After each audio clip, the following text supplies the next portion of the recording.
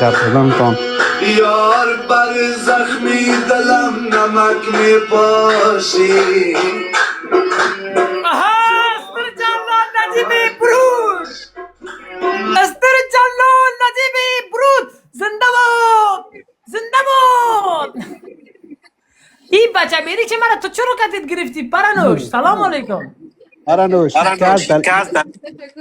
تو خونه شرم داری نه یاد پرنوش جان خوب هستی من تو را بلاک کردم بازی نمیشه باز آمدی او بدر میگه پا چیز مانا داره عرفان پرنوش جان پرنوش چه علمی نفر را که تو بالا آوردی این بچه بیری شما بود دونین تان در ترکیه خودش دلنگ سایکو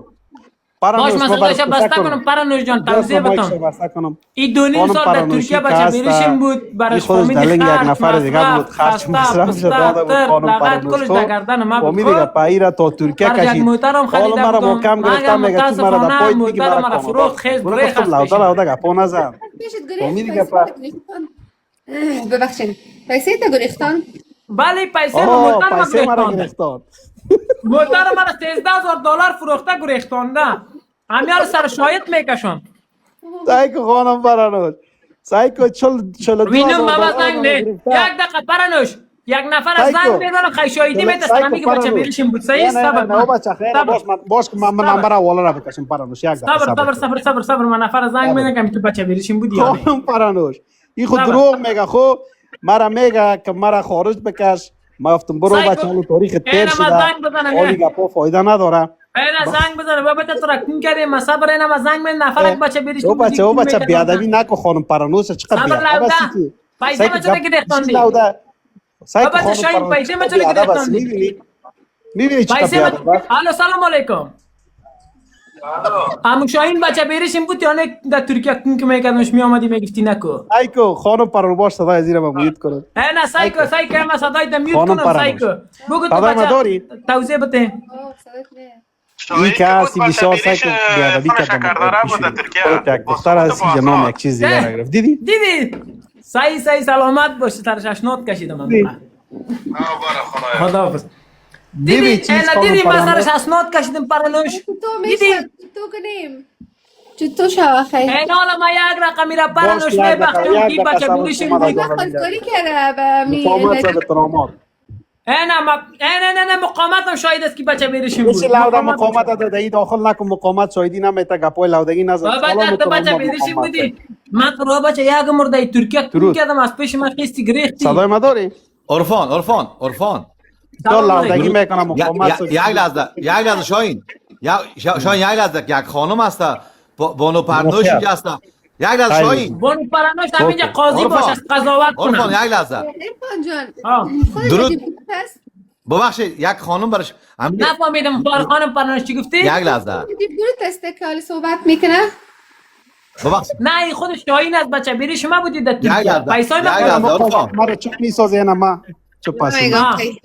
من میگم خیلی کسی دیگه است من گفتم خیلی خودش هست درود بر شما نه پرنوش جان همینجا تا همینجا زمانت جو همی پیسه مرا بتا من چی دوره مقامت سر اجازه نمیتون صحبت کنم میلو دست بسیار جا الله همین جک خانم هست باید دلای نسته گپ میزنه اجازه بده بچه بیریشیم بود نه؟ عرفان خودش بچه بیریشی تیر کرده پرنوش کایرام همینه بگو پرنوش پیسه بعد از یک خانم هست وقت مذاق نیست عرفان اجازه بده یک دقیقه ما گپ بزنم مذاق نمیکنم تو بچه بیریشیم بودی؟ مذاق چی؟ مقامت سوی بیاقل عرفان